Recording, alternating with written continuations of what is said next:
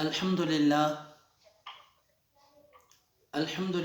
الذي وكفى وسلام على عباده الذين اصطفى أما بعد فأعوذ بالله من الشيطان الرجيم بسم الله الرحمن الرحيم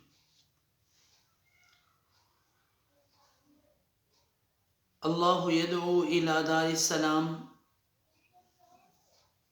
ويهدي من يشاء إلى صراط مستقيم وقال الله تبارك وتعالى إن الله اشترى من المؤمنين أنفسهم وأموالهم بأن لهم الجنة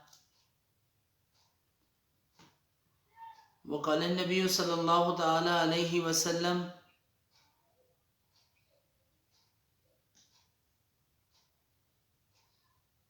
يا أيها الناس وحدوا الله فإن التوحيد رأس الطاعات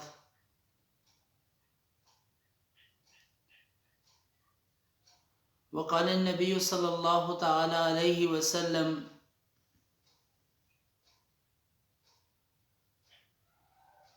الجنة مزينة وطالبها ونام طالبها كما قال علیہ الصلاۃ والسلام۔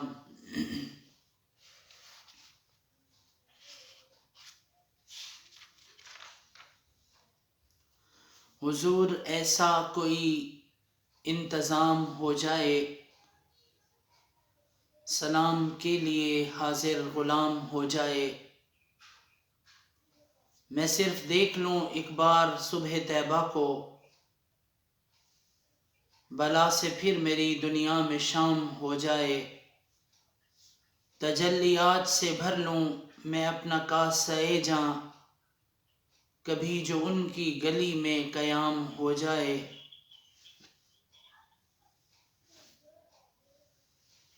سنی نہ مصر و فلسطین میں وہ اذاں میں نے، سنی نہ مصر و فلسطین میں وہ اذاں میں نے، کیا تھا جس نے پہاڑوں کو راشے سیماب، نشہ پلا کے گرانا تو سب کو آتا ہے، مزہ تو تب ہے کہ گرتوں کو تھام لو ساکی۔ اور ایک شاعر کہتے ہیں تم اپنے کیے کی مکافات کر لو، تم اپنے کیے کی مکافات کر لو، جو راہیں بھلا دیں انہیں یاد کر لو، طریقے صحابہ پہ آ جاؤ گے تم تو پھر ساری دنیا پہ چھا جاؤ گے تم۔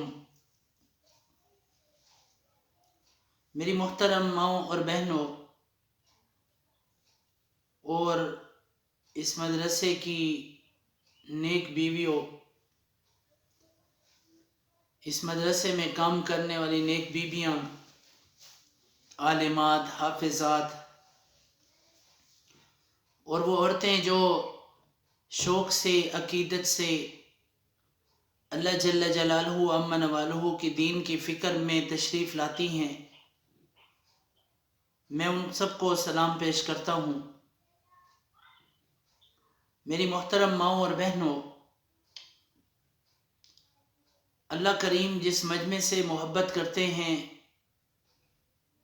اس مجمع کو اپنے دین کے کام کی توفیق عطا فرماتے ہیں۔ حدیث پاک میں آتا ہے کہ جہاں مجمع لگا ہوتا ہے دین کی محفل والوں کا، تو آسمان سے فرشتے ان کے پاس چکر لگانے کے لیے آتے ہیں، اور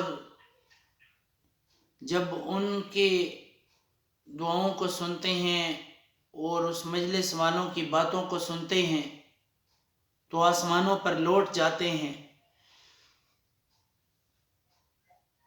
ان کی دعاؤں پر آمین بھی کہتے ہیں، شرکت بھی کرتے ہیں۔ تو جب لوٹتے ہیں تو اللہ رب العالمین پوچھتے ہیں کہ کہاں سے آ رہے ہو؟ وہ بتاتے ہیں کہ یا اللہ زمین پر تیری محفل لگی ہوئی تھی، جامعہ صفیہ کے مدرسے میں تیری محفل لگی ہوئی تھی، باجی نجمہ کے مدرسے میں، اے اللہ ہم اس مجلس سے لوٹ کر آ رہے ہیں، تو اللہ کریم فرماتے ہیں کہ وہ لوگ کیوں جمع تھے؟ فرشتے جواب دیتے ہیں یا اللہ وہ سارے تیرے دین کی محنت کے لیے جمع تھے، تیری خدائی کی باتیں کر رہے تھے، تیرے پیارے نبی کی سیرت بیان کر رہے تھے، تیری جنت کے تذکرے کر رہے تھے۔ تو اللہ رب العالمین فرماتے ہیں کہ کیا وہ سارے لوگ اسی لیے جمع ہوئے؟ فرشتے جواب دیتے ہیں ہاں یا اللہ سارے اسی لیے جمع ہوئے، مگر ان میں فلاں عورت یعنی فلاں شخص وہ ہے جو اس نیت سے اس مجلس میں نہیں آیا تھا، دین کی بات سننے کے لیے نہیں آیا تھا، صرف نام گنوانے کے لیے آیا تھا، یا صرف چکر لگانے کی غرض سے آیا تھا۔ اس کی نیت یہ نہیں تھی کہ وہ اتنا بڑا اجر کمائے، وہ تو ویسے ہی گزرا تھا۔ تو اللہ رب العالمین فرماتے ہیں یہ بتاؤ کہ بیٹھا کس کی محفل میں تھا؟ وہ عورت بیٹھی کیندی محفل ہی چھئی؟ فرشتے جواب دیتے ہیں اللہ بیٹھی تو تیری ہی مجلس میں تھی، میں تو یوں ہی چلا تھا جانب منزل، لوگ ملتے گئے اور کارواں بنتا گیا۔ تو اللہ فرماتے ہیں کہ میری محفل میں جو جو بیٹھے ہوئے تھے ان سب کے میں گناہوں کو معاف کرتا ہوں، اور اے فرشتوں ان کی دعاؤں پر آمین کہو، اور ان کو بتا دو کہ مجھے میرے جلال کی قسم میں نے ان کی دعاؤں کو قبول کر لیا۔ تو میری محترم ماؤں اور بہنوں، مبارک مہینہ شعبان کا ہے۔ شعبان میں اللہ تعالیٰ شاہ ولی اللہ رحمۃ اللہ علیہ فرماتے ہیں 5 تحفے اللہ عطا فرماتے ہیں۔ شعبان میں شرافت عطا فرماتے ہیں، اسی طرح شعبان میں اللہ تعالیٰ عبادت کی توفیق عطا فرماتے ہیں، اسی طرح اللہ رب العالمین اس بندے کو جو شعبان کی قدر کرتا ہے اللہ تعالیٰ اس کو 12 راہ نیکی عطا فرماتے ہیں۔ اسی طرح اللہ رب العالمین اس مہینے کی برکت سے احسان فرماتے ہیں، اور نون سے مراد یہ کہ اللہ رب العالمین اس پر نوازش کرتے ہیں۔ یہ بڑا مبارک مہینہ ہے، ہمارے نبی فرماتے ہیں شعبان علی، شعبان میرا مہینہ ہے۔ حدیث میں آتا ہے کہ رجب کے مہینے سے حضور دعائیں مانگتے تھے، اللہم بارک لنا رجب و شعبان و بلغنا رمضان، کہ اے اللہ ہمیں ہمارے رجب میں برکت عطا فرما اور شعبان میں، اور ہمیں رمضان تک پہنچنے کی توفیق عطا فرما۔ یہ بڑا ہی افضل اور فضیلت والا مہینہ ہے، اللہ کریم کی نظریں ہمارے اوپر لگی ہوئی ہیں، ہم اللہ رب العالمین کے غلام ہیں، اس کے سائے میں ہیں، اور پیارے نبی صلی اللہ علیہ وسلم کی ختم نبوت والے کام میں ہیں،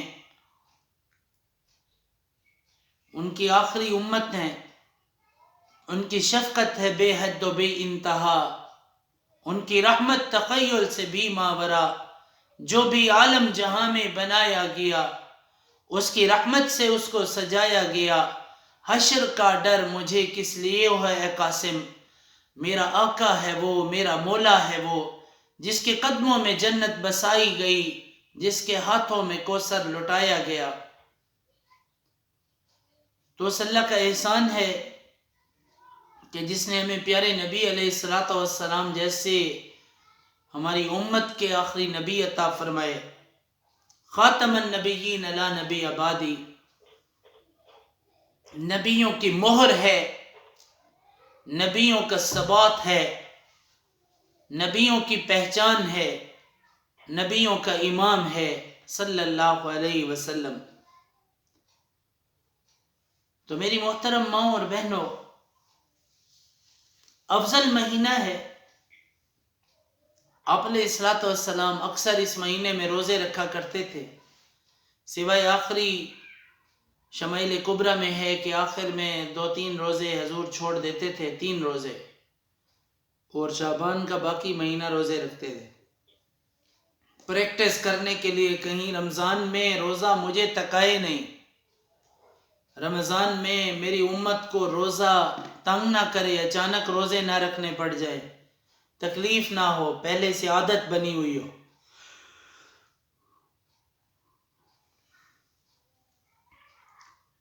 تو میری محترم ماؤں اور بہنوں، آنے والا مہینہ رمضان ہے۔ اس مبارک مہینے میں اللہ رب العالمین نے ہمیں انشاءاللہ عطا کرنا ہے، اللہ ہمیں رمضان تک پہنچنے کی توفیق عطا فرمائے، ورنہ زندگی کا کوئی پتہ نہیں۔ کل نفس ذائقۃ الموت، ہر نفس نے موت کا ذائقہ چکھنا ہے۔ میری محترم ماں اور بہنوں، میں نے ابتدا میں آیات پڑھی تھی، واللہ یدعو الی دار السلام، اور اللہ بلاتا ہے تمہیں دار السلام کی طرف۔ اللہ ہمیں جنت کی طرف بلاتا ہے۔ اللہ ساکو سڈیندا پی ہے جنت دے پاسے۔ این گال کو ذرا غور نال سنو، اللہ سڈیندا پی ہے جنت دے پاسے،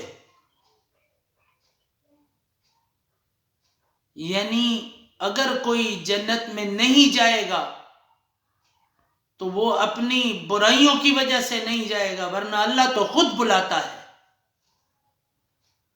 اللہ تا آپے سڈیندا ہے کہ آ ونجو، واللہ یدعو الی دار السلام، نماز واسطے آپے سڈیندا ہے، حی علی الفلاح، حی علی الفلاح، حی علی الصلاح، حی علی الصلاح، یعنی آؤ کامیابی کی طرف، آؤ نماز کی طرف۔ پہلے نماز کے لیے بلاتا ہے، بندوں کا دل اگر نہیں مانتا تو پھر حی علی الفلاح، حی علی الفلاح، آؤ کامیابی کی طرف، آؤ کامیابی کی طرف، متا ہون آندے ہو۔ تو اللہ جنت کی طرف بلاتا ہے، وَيَهْدِي مَن يَشَاءُ إِلَى صِرَاطٍ مُسْتَقِيمٍ، اور جس کو چاہتا ہے راہ دیتا ہے صراط مستقیم کی۔ اللہ بلا رہا ہے جنت کی طرف۔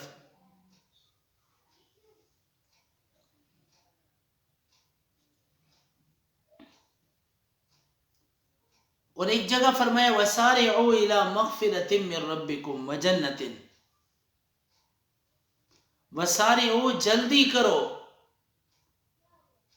إِلَى مَغْفِرَةٍ مِّن رَبِّكُمْ مغفرت کی طرف جو تمہارے رب کی طرف سے ہے، وَجَنَّةٍ اور جنت کی جلدی کرو، عرضها السماوات والارض جس کی چوڑائی آسمان اور زمینوں سے زیادہ ہے، آسمانوں اور زمینوں سے زیادہ ہے۔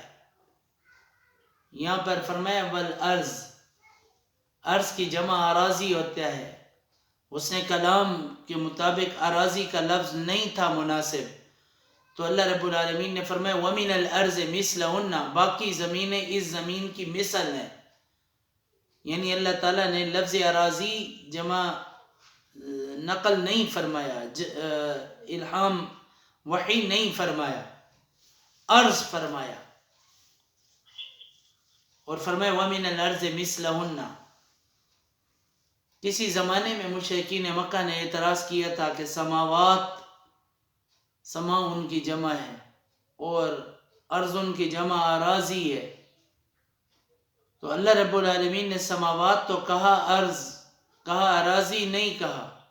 یا تو یہ قرآن کی غلطی ہے نعوذ باللہ، یا پھر یہ زمین سات نہیں ہے، زمین ایک ہے۔ تو بتایا گیا کہ نہ یہ قرآن پاک کی نعوذ باللہ غلطی ہے اور نہ زمین ایک ہے، بلکہ 7 زمینیں اللہ فرماتے ہیں وَمِنَ الْأَرْضِ مِثْلَهُنَّ۔ اللہ الذی خلق سبع سماوات. بہرحال میں مختصر عرض کر رہا تھا، اللہ جنت کی طرف بلاتا ہے. ففروا الی اللہ، دوڑو اللہ کی طرف. اللہ فرماتا ہے میرے بندو کدھر جا رہے ہو؟ فَأَيْنَ تَذْهَبُونَ، تم کہاں جاتے ہو؟ کنتے بہندے ہی وے. واللہ یدعو، اللہ بلا رہا ہے، اللہ سدیندہ پی ہے جنت کی طرف. کیوں در در کی ٹھوکریں کھاتے ہو؟ کیوں دھکے کھاتے ہو؟ واللہ یدعو، اللہ جو بلا رہا ہے، میں جو سدیندہ پی ہوں، وہ تو صحیح. بندہ محنت کرتا ہے، کوشش کرتا ہے تاکہ وہ جنتی بن جائے، اور اللہ یہاں فرما رہا ہے او تا صحیح واللہ یدعو الی دار السلام. میں تو آپ سدیندہ کھڑا، میں تو آپ سدیندہ کھڑا کہ آؤ جنتی چاہو. اساں نہیں ویندے جنت دے پاسے، ورنہ اللہ تا سدیندہ پی ہے. ہم نہیں مانتے، اللہ تو بلا رہا ہے. ہم عمل نہیں کرتے نیکی کا، اللہ تو جنت والے اعمال کروانے کے لیے بلا رہا ہے. حی علی الصلاح، حی علی الصلاح، حی علی الفلاح، حی علی الفلاح. تو میری محترم ماؤں اور بہنوں، دنیا ہمارے لیے وطن اقامت ہے. حضور فرماتے ہیں کن فی الدنیا کأنک غریب او عابر السبیل. دنیا میں ایسے رہو جیسے مسافر ہوتا ہے یا راہ گزر ہوتا ہے. جنت ہمارا وطن اصلی ہے، دنیا وطن اقامت، جنت وطن اصلی ہے. جیسے یہاں سے ایک آدمی سفر کے لیے چلا جائے اور وہیں کاروبار کر لے اور بیوی بچے یہاں پر ہوں، تو جو سفر کر کے باہر ملک میں گیا ہے وہ اس کا وطن اقامت بن گیا ہے. اس کو جانا پڑا ہے، بزنس کے لیے وہ جا رہا ہے، لیکن بالآخر وہ لوٹ کر آئے گا اپنے بچوں کے پاس. تو یہ وطن اصلی ہے. بندہ جتنا ہی ونے لوٹ کے اپنے گھر آوے. اللہ نے ہمیں اپنی بندگی کے لیے دنیا میں بھیجا. افحسبتم انما خلقناکم عبثا وانکم الینا لا ترجعون. میرے بندے کیا تم یہ سمجھتے ہو کہ اللہ نے ہمیں فضول پیدا کیا؟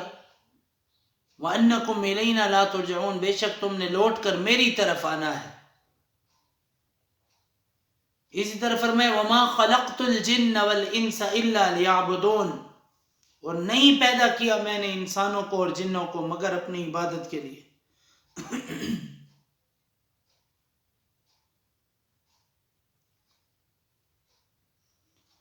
ہمارے نبی ایک دعا بتاتے تھے، اللہم انی اسألک الجنت واعوذ بک من النار، کہ اللہ میں تجھ سے جنت کا سوال کرتا ہوں اور جہنم سے پناہ مانگتا ہوں.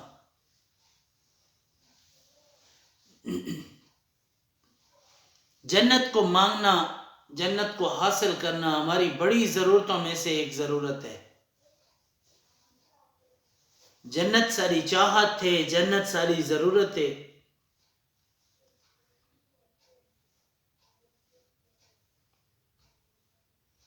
ہم جنتی ہیں. سن 2002 میں ہم رائمنڈ میں تھے، تو علماء کے حلقے میں بیان تھا، وہاں پر انہوں نے کچھ ہمیں پڑھوایا تھا، عہد کروایا تھا. ہم اللہ کے خلیفہ ہیں، ہم نبی کریم صلی اللہ علیہ وسلم کے نائب ہیں، اور ہم قرآن پاک کے وارث ہیں. تو چوتھی چیز اس میں نے ایڈ کی کہ ہم جنت کے وارث ہیں. یہ ہمارا اوریجنل انٹروڈکشن ہے، کیونکہ یہ بھی ضرورت ہے. ہم اللہ کے خلیفہ ہیں، نبی صلی اللہ علیہ وسلم کے نائب ہیں، ہم قرآن پاک کے وارث ہیں، اور ہم جنت کے طالب ہیں. حضرت مجدد الفسانی رحمۃ اللہ علیہ کا فرمان ہے،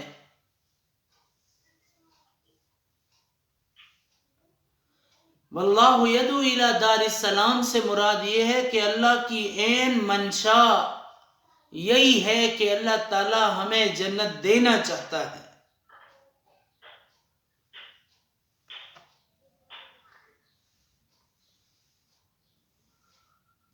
ایک بزرگ گزرے ہیں حضرت ممشاد دینوری رحمۃ اللہ علیہ، بڑے بزرگ ہیں، موت کے وقت کسی نے ان کو دعا دی کہ اللہ آپ کو جنت کی نعمتیں عطا فرمائے۔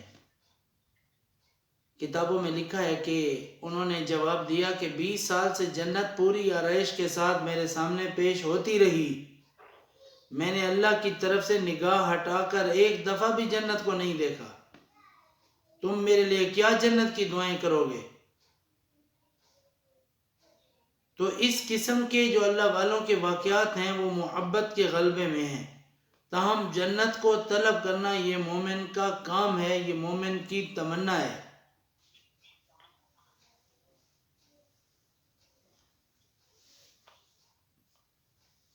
اللہ تعالیٰ نے ہر انسان کے لیے ایک مکان جنت میں بنایا ہے اور ایک مکان جہنم میں بنایا ہے۔ موت کے وقت اگر وہ نیک آدمی ہوا تو اس کو پہلے جہنم کا مکان دکھاتے ہیں کہ اے میرے بندے، اگر تو برائیاں کرتا تو تیرا یہ ٹھکانہ ہوتا، اب چونکہ تو نے نیکی پر زندگی گزاری ہے تو لہٰذا تیرا ٹھکانہ جنت ہے۔ جب بندے کو جنت کا ٹھکانہ دکھایا جاتا ہے تو وہ موت کی تکلیف بھی بھول جاتا ہے،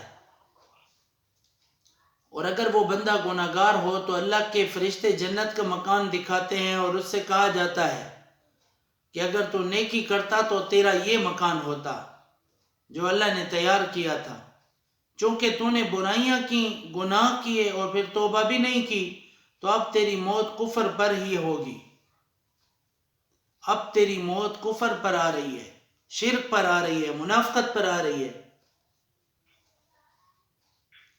اس لیے اب تجھے جہنم میں ڈالیں گے۔ تو اس کے دل میں حسرت بڑھ جائے گی کہ کاش میں بھی ایمان قبول کر لیتا، نیک ہوتا، مجھے بھی جنت مل جاتی۔ میری محترم ماں اور بہنوں، اللہ کی رحمت وسیع ہے، جہنم کے 7 دروازے بنائے، لہا 7 ابواب لکل باب منہم جزء مقسوم، اور جہنم کے 7 اور جنت کے 8 دروازے بنائے۔ قرآن مجید میں ارشاد فرمایا کہ جہنم کے 7 دروازے ہیں، اور حدیث پاک میں آتا ہے کہ جنت کے 8 دروازے ہیں۔ اب یہاں پر علماء نے ایک نقطہ لکھا، نقطہ یہ لکھا کہ جس طرف سے زیادہ لوگوں نے آنا ہو اس طرف کے راستے کو بڑا بنا دیا جاتا ہے۔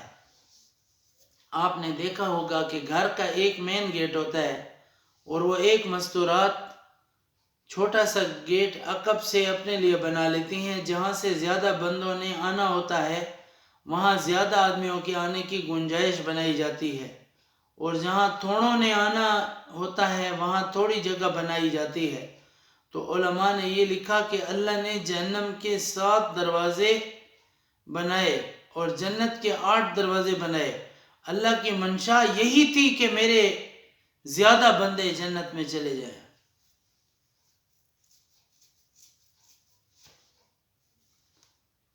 اب جنت ہے کیا؟ ما لا عین رأت ولا اذن سمعت ولا خطر علی قلب بشر، کہ جنت وہ جگہ ہے جس کو کسی آنکھ نے نہیں دیکھا، جس کو کسی کان نے نہیں سنا، اور جس کا خیال بھی کسی کے دل پہ نہیں گیا۔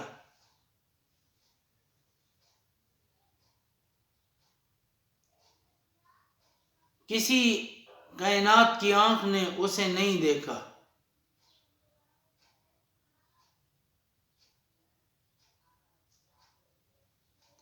تو فرمایا کہ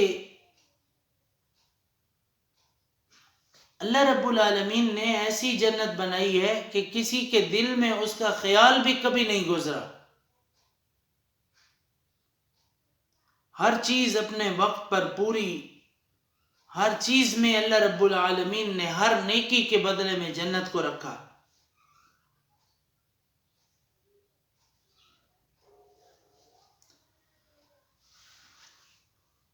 گویا جنت ہمارے خواب و خیال سے زیادہ افضل ہے.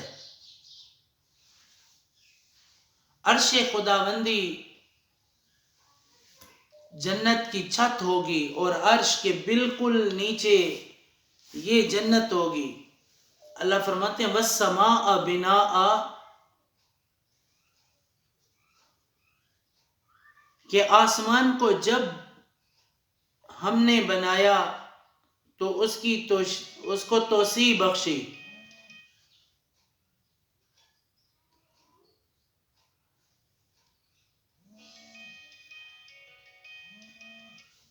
آسمان کو جب ہم نے بنایا تو اس کو ہم نے کشادہ کیا،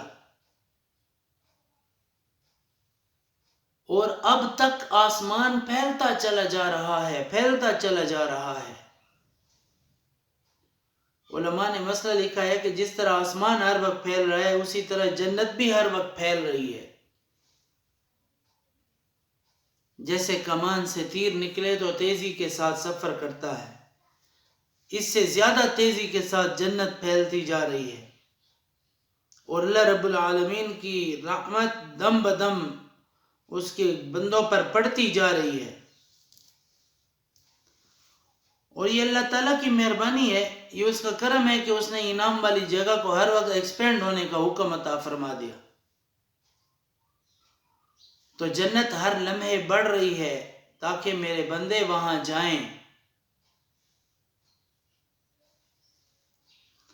قیامت کے دن جو جنتی ہوں گے اللہ ان کو پروٹوکول عطا فرمائیں گے.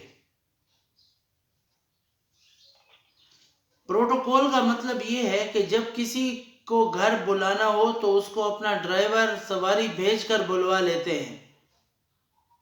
ایک تو ویسے ہی ان کو بتا دیتے ہیں کہ آپ گھر آئیے، لیکن عزت افزائی اور حوصلہ افزائی یہ ہے کہ جس مہمان کو بلوانا ہے اس کے لیے اپنی سواری بھجوائیں، اس کے لیے اپنا ڈرائیور بھجوائیں، اپنا بندہ بھجوائیں جو اس کو لے کر آئے. اللہ تعالیٰ فرشتوں کو بھیجیں گے اور ان سے کہیں گے کہ میرے بندوں کو میرے پاس لے آؤ، تو جنتیوں کو باجماعت لے کر جائیں گے. قرآن پاک میں فرمایا وَسِيقَ الَّذِينَ اتَّقَوْا رَبَّهُمْ إِلَى الْجَنَّةِ زُمَرًا، فرمایا کہ جنتی لوگ قیامت کے دن جنت کی طرف چلیں گے جماعت بن کر، اور جب وہ جماعت بن کر چلیں گے اور جنت کے دروازے پر پہنچیں گے تو فرشتے ان سے کہیں گے سلام علیکم طبتم فادخلوها خالدین، کہ تمہارے اوپر سلامتی ہو، یعنی ان کو پھر سلام بھی پیش کیا جائے گا. والملائکۃ یدخلون علیہم من کل باب، ہر دروازے سے فرشتے ان کے پاس داخل ہوں گے اور ان کو کہیں گے السلام علیکم، تم پر سلامتی ہو. اور اس طرح سلام علیکم، سلام علیکم، تم پر سلامتی ہو، تمہیں شاباش ہو، تم جیتے رہو. جیسے آدمی کسی کو خوش ہو کر کہتا ہے نا، فرشتے یوں خوش ہو کر کہیں گے کہ ماشاء اللہ، سبحان اللہ، تمہیں شاباش ہو، تم پر سلامتی ہو، بما صبرتم، تم نے جو صبر کیے تھے، تم پر سلامتی ہو. فنعم عقبی الدار، جو تم نے جنتیوں والا کام کیا اور پھر جنت میں آ گئے.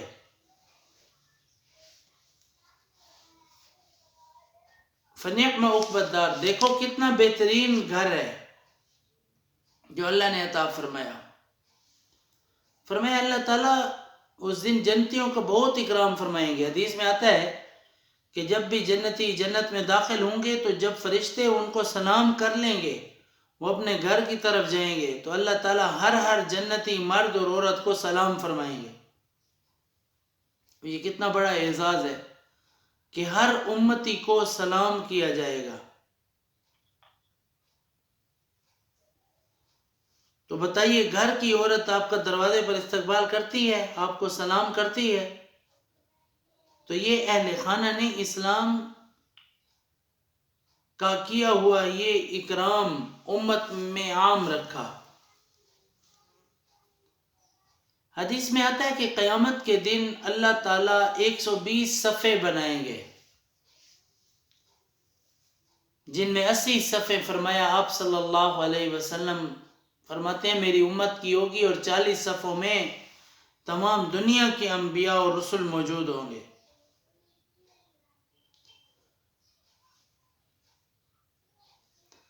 تو یعنی ان سے دگنا ہوگا، بلکہ یوں کہیں کہ جو جائیداد ہوتی ہے، جو وارث ہوتے ہیں، ان میں سے بیٹی کو آدھا ملتا ہے اور بیٹے کو دگنا حصہ ملتا ہے۔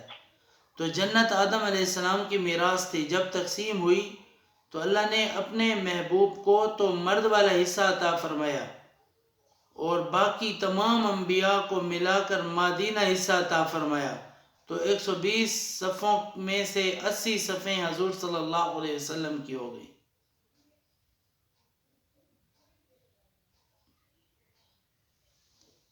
چنانچہ ایک حدیث میں آتا ہے کہ نبی علیہ السلام 3 دن صحابہ سے کنارہ کش رہے، صرف کمرے میں حجرے میں اپنے آپ کو بند رکھا اور نمازوں کے لیے تشریف نہ لے کر گئے، پھر بغیر سلام کلام کیے خاموشی سے واپس تشریف لے جاتے، پھر نماز کے لیے آتے تو واپس چلے جاتے۔ آپ نے تخلیہ تنہائی کر لی، 3 دن کے لیے صحابہ رضی اللہ عنہم اجمعین بڑے حیران ہوئے۔ تیسرے دن جب نبی علیہ السلام صحابہ سے آ کر ملے تو انہوں نے عرض کی، اے اللہ کے محبوب، آپ نے 3 دن کیوں تنہائی اختیار فرمائی؟ تو آپ نے فرمایا میں اللہ تعالیٰ سے دعائیں مانگ رہا تھا اور 3 دن میں اللہ تعالیٰ کے سامنے روتا رہا اور اپنے رب سے معافیاں مانگتا رہا، تو میرے رب نے مجھ سے وعدہ فرما لیا ہے کہ وہ میری امت کے 70,000 بندوں کو بغیر حساب کتاب جنت عطا فرمائیں گے۔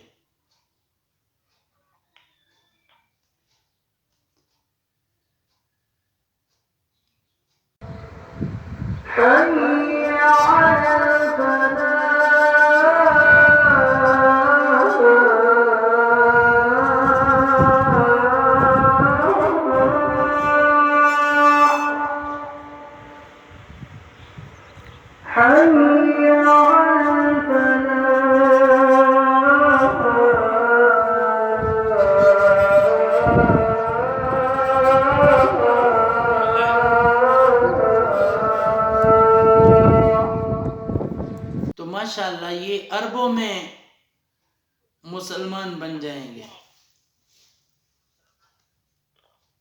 اس لیے جو ہمارے بڑے بزرگ گزرے ہیں نا،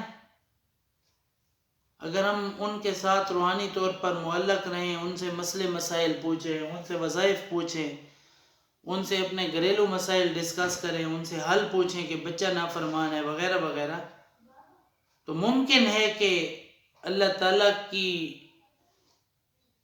تعالیٰ اس بندے کو برکت عطا فرمائیں گے، جو آیا ہے اس کی نیکیوں کی برکت اللہ دوسروں کو ضرور عطا فرمائیں گے۔ حدیث میں اہل جنت کے اکرام کا ذکر ہے کہ جب جنتی لوگ جنت میں داخل ہوں گے تو جیسے گھر میں مہمان آتے ہیں تو ان کے سامنے سویٹ ڈش یا کوئی مشروب وغیرہ رکھا جاتا ہے یا میوہ رکھا جاتا ہے، یعنی جیسے ہی آ کر بیٹھیں تو کچھ نہ کچھ کھا لے، تو جنتی جیسے ہی داخل ہوں گے تو اللہ کی طرف سے ایک روٹی ان کو دی جائے گی۔ اسی طرح بعض روایات میں مچھلی یا اس کے کباب بھی آئے ہیں۔ کہ مچھلی پیش کی جائے گی یا مچھلی کے کباب پیش کیے جائیں گے. جب جنتی اس کو کھائیں گے تو دنیا کے تمام کھانے اور پھلوں کے جتنے مزے تھے ان کو اس ایک روٹی میں مل جائیں گے. تو یہ اللہ رب العالمین کی خصوصی عنایت اور فضل و کرم ہے. یعنی جیسے ایک انسان کسی چیز کو کھا کر ایک نشہ محسوس کرتا ہے تو ان کے کھانے کا نشہ ایسا محسوس ہوگا کہ وہ مدہوش ہو جائیں گے. اللہ تعالیٰ نے کتنی پیاری پیاری چیزیں بنا دی. فرمایا جنت میں ہر ایک کا اپنا اپنا مکان ہوگا. کیسے مکان ہوں گے؟ ہر مکان، ہر انسان اپنی عبادت کے لیے ذریعہ خود بناتا ہے. حدیث پاک میں ہے کہ جنت میں فرشتے ہیں جو جنتی انسان کا مکان بناتے ہیں.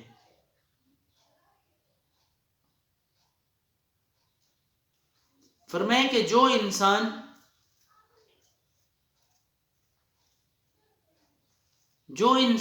کوشش کرے گا اللہ تعالیٰ ضرور اس کو برکت عطا فرمائیں گے.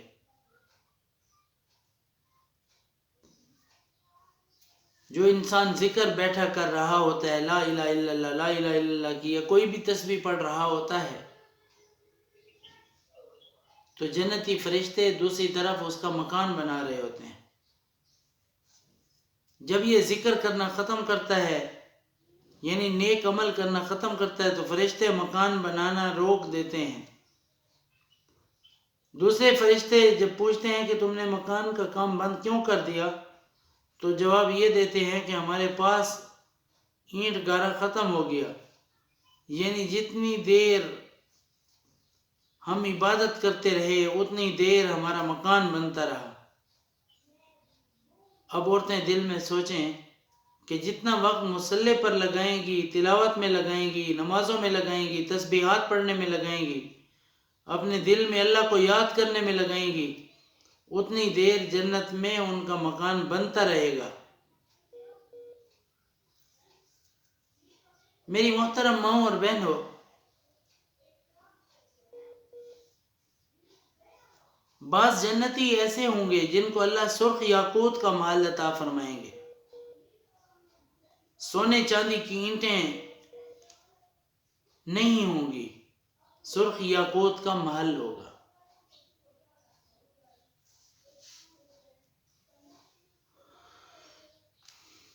باغ ہوں گے، پھل ہوں گے، پھلوں کے ساتھ ساتھ سبزیاں اچھی اچھی بنی ہوئی ہوں گی. فرمائے جنت کے پھل، جنت کے جو درخت ہوں گے ان کے بارے میں آتا ہے کہ میں فلاں درخت کا پھل کھاؤں تو اس درخت کی شاخ اس کے قریب ہو جائے گی اور پھل اس کے منہ کے پاس آ جائے گا، کھڑا ہوا بھی اس کو آسانی سے اٹھا سکتا ہے. اسی طرح قرآن مجید میں وَذُلِّلَتْ قُطُوفُهَا تَذْلِيلًا، اللہ فرماتے ہیں کہ بندہ جس حالت میں بھی ہوگا وہ پھل اسے وہاں ہی ملے گا.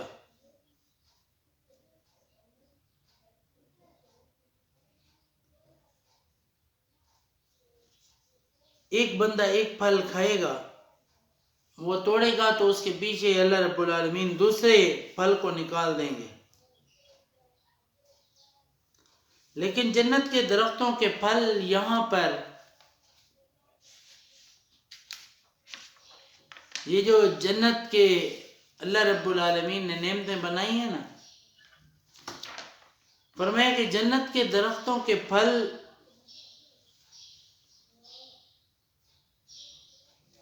اللہ رب العالمین نے ایسے عظیم بنائے ہیں کہ ایک ایک پھل ایک ایک گھرانے کے لیے کافی ہو جائے گا. ایک بدو آیا اور پوچھا یا رسول اللہ جنت کی کھجور کتنی ہوگی؟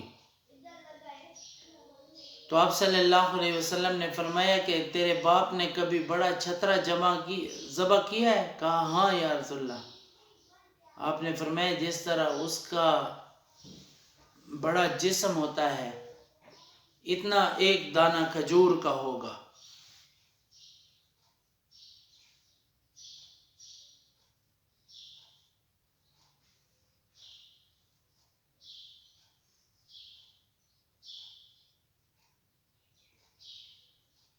اسی طرح اللہ پاک نے جنتوں کے بھی مختلف نام رکھے ہیں۔ کئی جنتیں اللہ تعالیٰ نے بنائیں،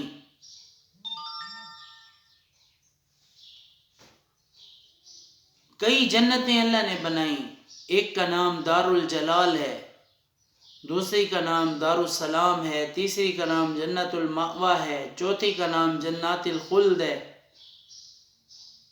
ایک فی جنات النعیم قرآن میں ہے، ایک جنت نعیم ہے، ایک کا نام جنت القرار ہے، ایک کا نام جنت الفردوس ہے۔ یہ جنت الفردوس وہ جنت ہے جس میں حضور علیہ الصلوۃ والسلام اللہ تعالیٰ کی طرف سے ایک مکان حاصل کریں گے۔ اسی طرح ایک جنت کا نام جنات عدن ہے۔ حدیث پاک میں آتا ہے کہ جنت الفردوس تک جتنی جنتیں تھیں ان کو اللہ تعالیٰ نے فرشتوں کے ہاتھوں سے بنوایا، مگر جنات عدن کو اللہ نے خود بنایا۔ یہ وہ جنت ہوگی کہ جہاں پہ جنتیوں کو اللہ کا دیدار نصیب ہوگا۔ اللہ تعالیٰ نے کیونکہ اپنے بندوں کو جلوہ عطا فرمانا ہے، جیسے مہمان کو کوئی بلائے اس کے لیے سیٹنگ کرائی جاتی ہے، تو جنتی کے لیے اللہ رب العالمین اپنے ہاتھوں سے سیٹنگ فرمائیں گے۔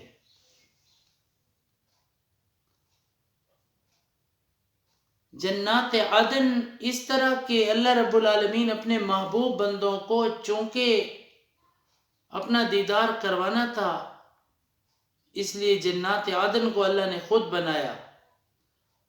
احادیث میں آتا ہے کہ اس جنت کا گارا یعنی سیمنٹ جو ہے وہ مشک کا ہوگا، اور اس کا گھاس زعفران کا ہوگا، اور اس کے پتے وہ موتیوں کے ہوں گے، اور اس کی خاک عنبر کی ہوگی۔ تو خود سوچیں کہ جنات عدن کیسی ہوگی۔ اللہ تعالیٰ قرآن مجید میں فرماتے ہیں کہ فَلَا تَعْلَمُ نَفْسٌ مَّا أُخْفِيَ لَهُم مِّن قُرَّةِ أَعْيُنٍ جَزَاءً بِمَا كَانُوا يَعْمَلُونَ، کہ کوئی بندہ نہیں جانتا کہ اس کی آنکھوں کی ٹھنڈک کے لیے اللہ نے کیا کیا تحفے بنائے ہیں۔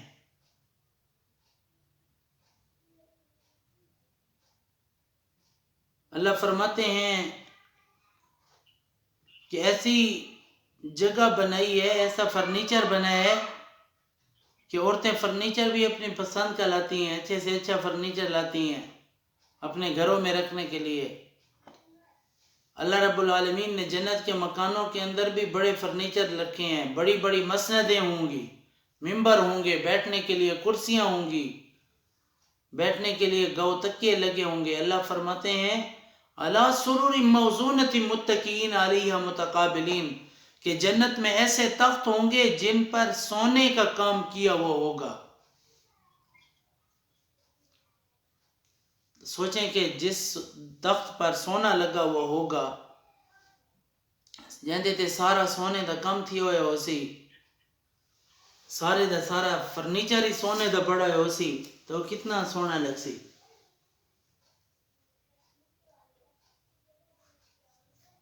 لوگ آپس میں محفلیں لگا کر بیٹھیں گے، غلام ہوں گے، حوریں ہوں گی۔ یطوف علیہم ولدان مخلدون، جنت کے لڑکے جو غلام ہوں گے، فرمایا کہ وہ ارد گرد پھریں گے لوگوں کے کہ کوئی حکم ہو تو بتا دیجئے،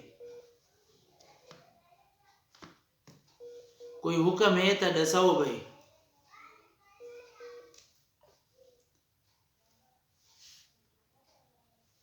یہ جو لڑکے گھومیں گے، یطوف علیہم ولدان مخلدون،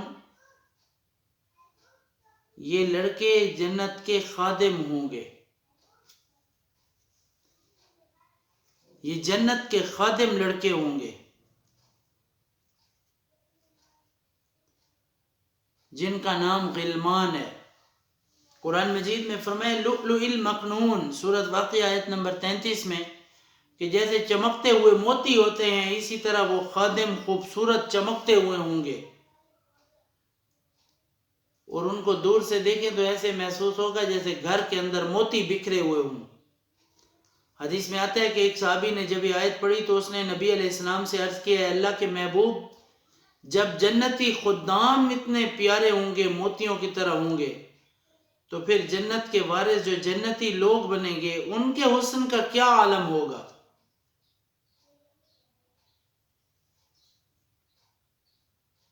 پھر ان خدام کے پاس خدمت کے لیے برتن ہوں گے اور انسانوں کے سامنے وہ کھانے پینے کے لیے دسترخوان لگائیں گے۔ چنانچہ قرآن مجید میں دسترخوان لگانے کی ترتیب بھی بتا دی گئی۔ سبحان اللہ۔ اللہ فرماتے ہیں بِأَكْوَابٍ وَأَبَارِيقَ، سورۃ الواقعہ آیت نمبر 18 ہے، بِأَكْوَابٍ وَأَبَارِيقَ، کہ ان کے پاس برتن ہوں گے۔ اباریک کہتے ہیں وہ برتن جس میں پکڑنے کے لیے ہلکا بھی بنا ہوا ہو، ٹونٹی بھی لگی ہو، مگر وہ برف کی طرح چمکنے والا ہو۔ ایسے برتنوں کو جیسے قلعی برتن کہتے ہیں، جرا کلی کروا کے بندہ جوڑ سنبھال کے رکھیں جائے، فرمایا کہ یہ اس طرح کا ہوگا۔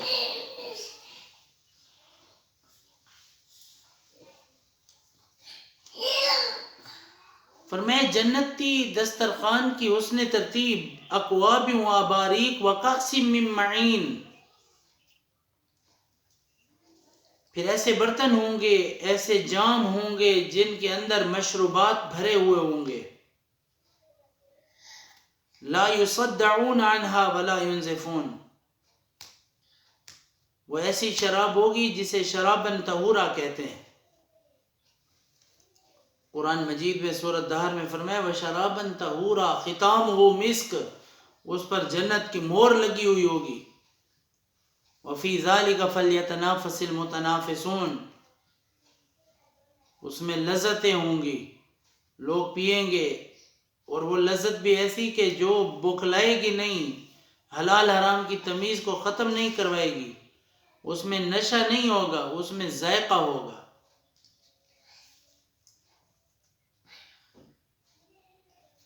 اسی طرح فرمایا وَفَاكِهَةٍ مِّمَّا يَتَخَيَّرُونَ، پھر اہل جنت کے آگے میوے رکھے جائیں گے، پھر ان کے پاس پرندوں کا بھنا ہوا گوشت آئے گا۔ تو گویا ہمیں دسترخوان کی ترتیب بتا دی گئی کہ جنت کے دسترخوانوں کی ترتیب یہ ہے جو قرآن میں بتائی گئی کہ اگر اس پر آپ عمل کریں تو اللہ کی طرف سے آپ کو اجر ملے گا، اور جب بھی اس طرح دسترخوان لگوانے کی پریکٹس کریں گے تو اللہ تعالیٰ آخرت میں آپ کو اس سے بہتر عطا فرمائیں گے۔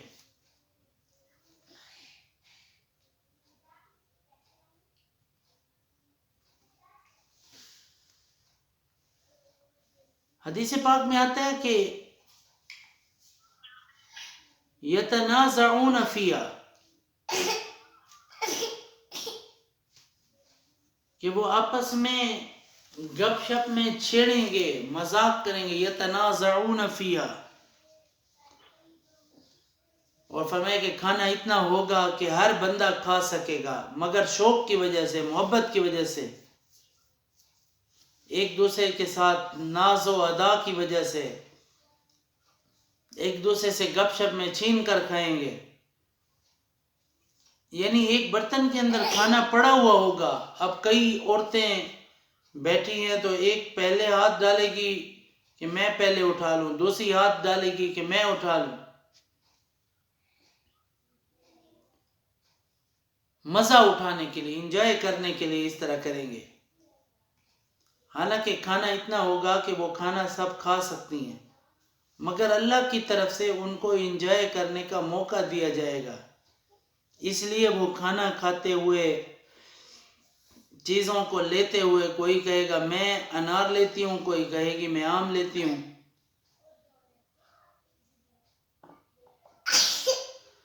اب جنتی جنت میں اپنے گھر میں دوسروں کو مہمان نوازی بھی کروائے گا۔ چنانچہ کچھ عورتیں جنت میں ایسی بھی ہوں گی کہ وہ تمنا کریں گی کہ ہم تو بی بی فاطمہ رضی اللہ عنہا کی دعوت کرنا چاہتی ہیں۔ چنانچہ خاتون جنت ان کے گھر میں دعوت کے لیے تشریف لائیں گی۔ کچھ کہیں گی کہ ہم تو سیدہ عائشہ رضی اللہ تعالی عنہا کی دعوت کرنا چاہتے ہیں، تو وہ حضرت عائشہ کو بلا لیں گے۔ کچھ عورتیں وہ حضرت آسیہ کی دعوت کرنا چاہیں گی تو ان کو بلایا جائے گا۔ یعنی نیک خواتین ایک دوسرے کی دعوت کے لیے بلائیں گے ایک دوسرے کو۔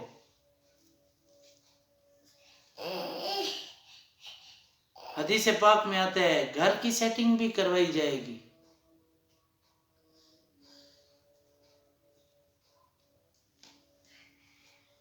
حدیث پاک میں آتا ہے کہ اپنے گھر کے لاؤنج کو یا اپنے گھر کے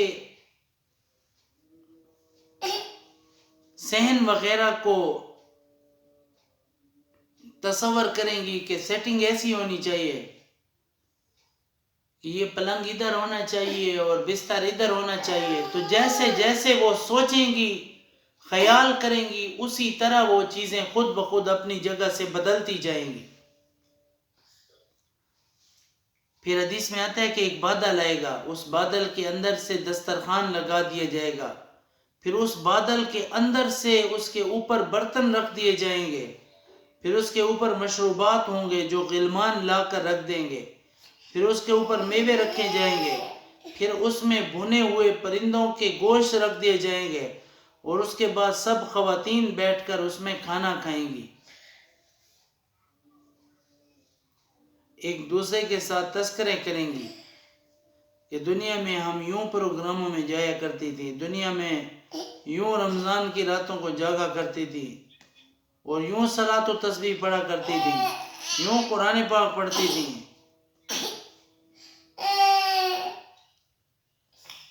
اسی طرح جنت میں جس کے دل میں جو خیال آئے گا اللہ رب العالمین ویسے لباس عطا فرمائیں گے۔ عورتیں ایک دوسرے کے ساتھ دنیا کے تذکرے کر کے خوش ہوں گی کہ ہم اس طرح راتوں کو جاگا کرتی تھیں، ہم اس طرح نیکیاں کرتے تھے۔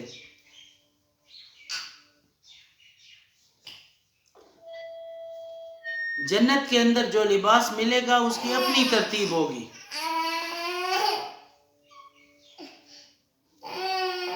وہ اللہ رب العالمین کی طرف سے لباس جنت ایسا ہوگا کہ جو جس طرح کا لباس چاہے گی اللہ تعالیٰ عطا فرمائیں گے۔ اور جنتی ملبوسات کا تذکرہ ہے، حدیث میں آتا ہے کہ ایک درخت ہوگا جنت میں انار کا، اور ہر انار ان کے لیے ان کے کپڑے رکھنے کے لیے کلوزٹ بن جائے گا۔ تو یہ اس انار کو کھولیں گی اور انار کے اندر سے ان کو جوڑے مل جائیں گے۔ یہ عجیب قدرت ہے۔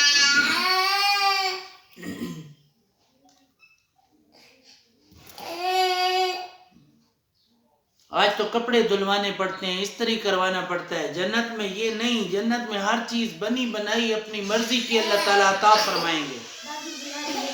مگر جنت میں اللہ تعالیٰ ہر چیز اچھی سے اچھی اور اعلیٰ سے اعلیٰ عطا فرمائیں گے۔ حدیث پاک میں ہے کہ جنتی عورت کے لباس میں 70,000 رنگ چھلکیں گے۔ اب دنیا میں عورتیں جو کپڑے پہنتی ہیں ان بیچاریوں کو میچنگ کا شوق ہوتا ہے، زیادہ سے زیادہ 5-7 رنگ اکٹھے کر لیتی ہیں، ورنہ 2-4 رنگوں سے میچنگ ہو جاتی ہے۔ تو اللہ تعالیٰ جنت میں 70,000 قسم کے رنگ والے کپڑے عطا فرمائیں گے. جنتی مرد کو اللہ تعالیٰ ریشم کے کپڑے عطا فرمائیں گے.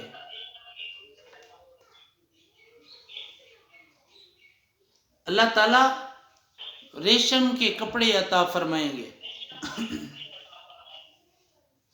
مرد ریشمی لباس، دنیا اتنا ریشم حرام ہے نا مرد ہوتے، اتنا اللہ رب العالمین کو ریشم عطا فرمائے سی، کیونکہ وہاں کا نظام اور ہے، یہاں کا اور ہے. یہاں مرد پر کنگن پہننا حرام ہے، جنت میں اللہ تعالیٰ بادشاہوں والے کنگن عطا فرمائیں گے. سونے کے کنگن اللہ تعالیٰ پہنائیں گے، قرآن مجید میں آتا ہے.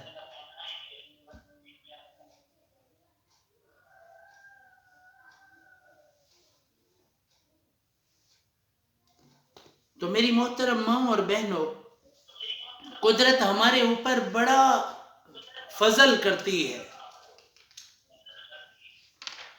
واللہ یدعو الی دار السلام، او بیبیوں کتھا بھج دے ہی وے اللہ تو کو جنت دے پاسے سڑیں دے، کنتے دھکے کھاندے ہی وے اللہ جنت دو سڑیں دا بھی ہے. دنیا کو دکھانے کے لیے اپنے بالوں کو کلر کیا، ناخن بڑے بڑے جانوروں کی طرح بڑے بڑے ناخن رکھ دیے. بال کالے ہیں تو ان کو سرخ کر دیا، ان کو سفید کر دیا. یہ کون سا فیشن ہے؟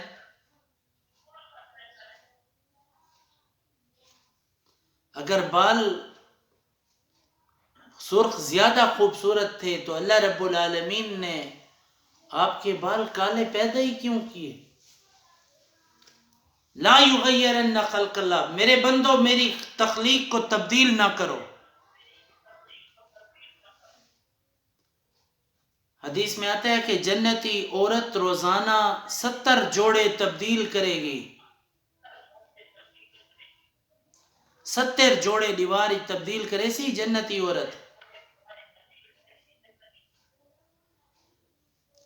جنت میں دھلے ہوئے کپڑے نہیں پہنے جائیں گے.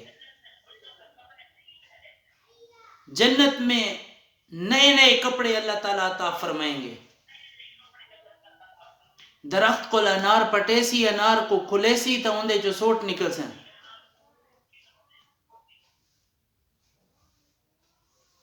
عورتاں دی عادت ہوندی ہے ہر فنکشن وچ کوشش ہوندی ہے ہر ملاقات ہی نواں نواں جوڑا ہوئے. اللہ فرماتے ہیں تمہاری یہ ضرورتیں آخرت میں پوری کر دوں گا. سارے شوق آخرت وچ پورے کرے سا، لیکن دنیا وچ میرے اگو اپنے آپ کو ٹھیک کر چھوڑو.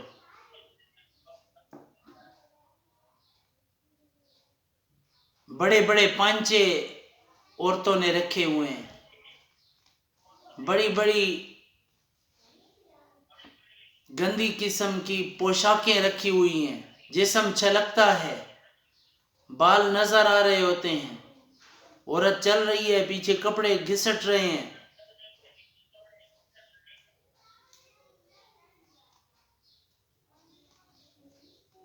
That is not Islamic dress.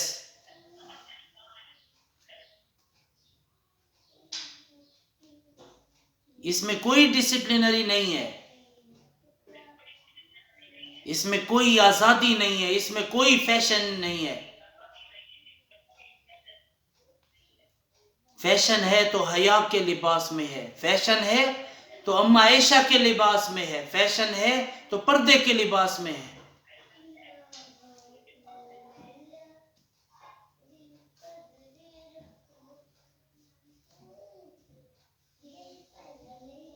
شاہانہ زندگی اللہ ہمیں جنت میں عطا فرمائیں گے. حدیث میں آتا ہے کہ جو عورت دنیا کے گانوں سے اپنے آپ کو بچاتی ہے اللہ تعالیٰ اس کو جنت کے درختوں سے نکلنے والی 70,000 قسم کی موسیقیاں سنائیں گے.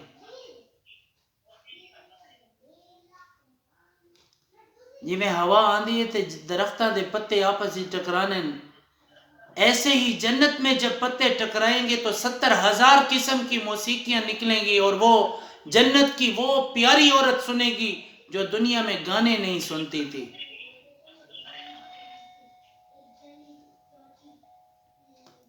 میری مائیں اور بہنیں کیا کر رہی ہیں آپ؟ یہ ٹک ٹاک ہے، یہ فیس بک ہے، یہ ایگو ہے اور بیگو بنی ہوئی ہے. بچاؤ اپنے آپ کو.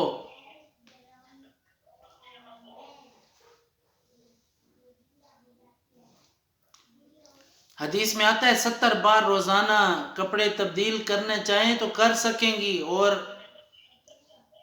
ریشمی کپڑے خوبصورت قسم کے اللہ تعالیٰ عطا فرمائیں گے کہ ایک ایک جوڑے میں 70,000 قسم کے رنگ ہوں گے.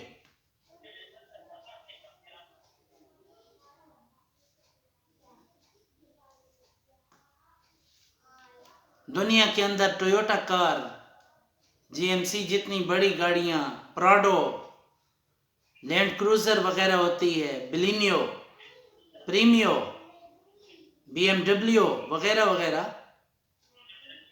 عورتوں کو بڑی خوشی ہوتی ہے بھئی بہو مزدار گڈی تے بیٹھی ودیاں. اللہ فرماتے ہیں جنت کی عورت میں نے تیرے لیے سواری کا انتظام کیا ہے. فرمایا مردوں کے لیے اللہ نے جنت میں ابلق گھوڑے بنائے ہوئے ہوں گے. ابلق ایسے ہیرے کو کہتے ہیں جس میں سفیدی ہو تھوڑی سی، اس میں ایک کالی لکیر ہو. جب سفیدی ہو اور ہلکی سی کالی لکیر ہو تو بڑی خوبصورت لگتی ہے. تو اس رنگ کے مردوں کے لیے اللہ گھوڑے بنائیں گے اور ان کو مردوں کی سواریوں کے لیے خادم بنا کر پیش کر دیں گے.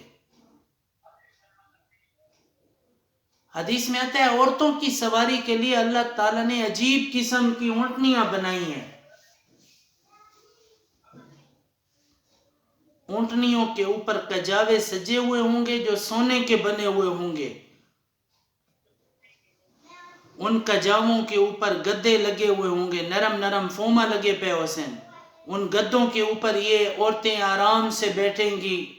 گھوڑے پر سواری بھی ذرا سختی کا کام ہے. جو مردوں کو اللہ نے ابلق کے ذریعے عطا فرمایا، عورتوں کے لیے اونٹنیاں، اور ایسی مزے کی اونٹنیاں کہ اس کے اوپر گدے لگے ہوئے ہوں گے، فومیں لگی ہوئی ہوں گی.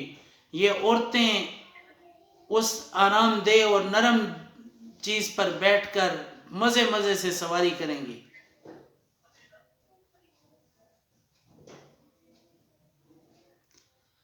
سونے چاندی کے بنے ہوئے ان کجاووں کے اندر عورتیں ایسے لگیں گی جیسے دلہن ڈولی میں سوار ہو کے جاتی ہے.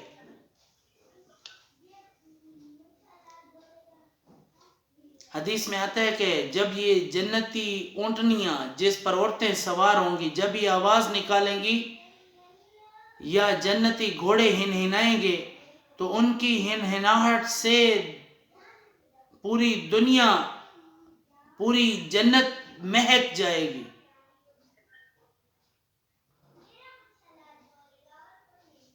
ان کی آوازوں سے جنت میں میوزیکل ساؤنڈ بجنا شروع ہو جائے گا. وہ سننے والے کہیں گے کہ کاش یہ آواز آتی رہے، بڑا مزہ کرے سی وہ آواز.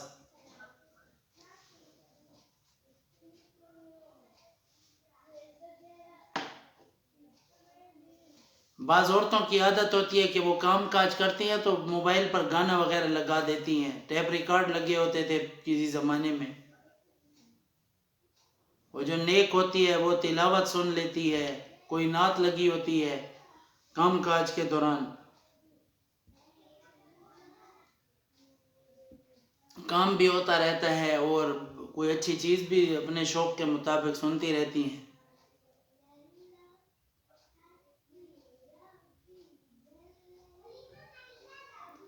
تو اسی طرح اللہ رب العالمین ان کو ان جانوروں کی آوازوں میں بھی مزہ عطا فرمائیں گے.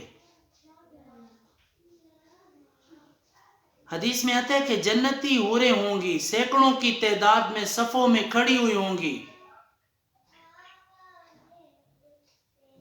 فرمایا جنبی عورت جب اپنے محل کی سیر کرے گی تو یہ جہاں جہاں سے گزرے گی تو جنتی حوریں قرآن پاک کی تلاوت کر رہی ہوں گی.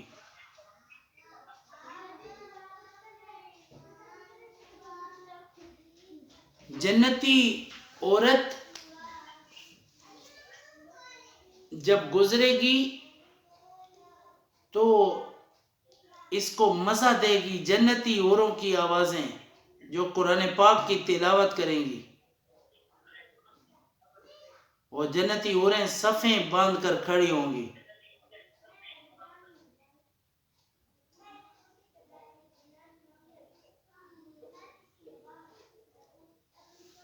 یہ جو عورت اپنے خامند کے ساتھ اپنے بچوں کے ساتھ باتیں کر رہی ہوگی تو وہ دور دور سے ہلکی ہلکی آوازوں میں پڑھ رہے ہوں گے.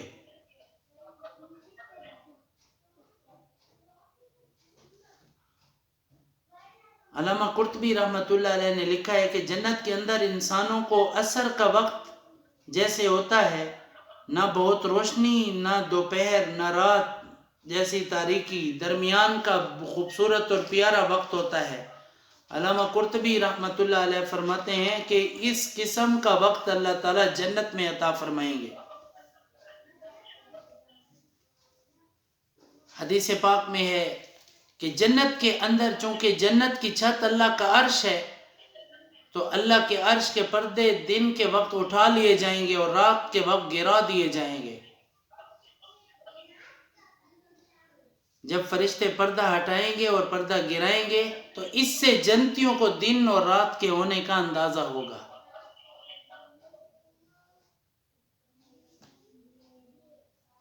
وہ کہیں لتعیم وسیع کے حدیث ہی چاند ہے کہ جنت کے درختوں سے اچانک اللہ اکبر کی آوازیں آئیں گی.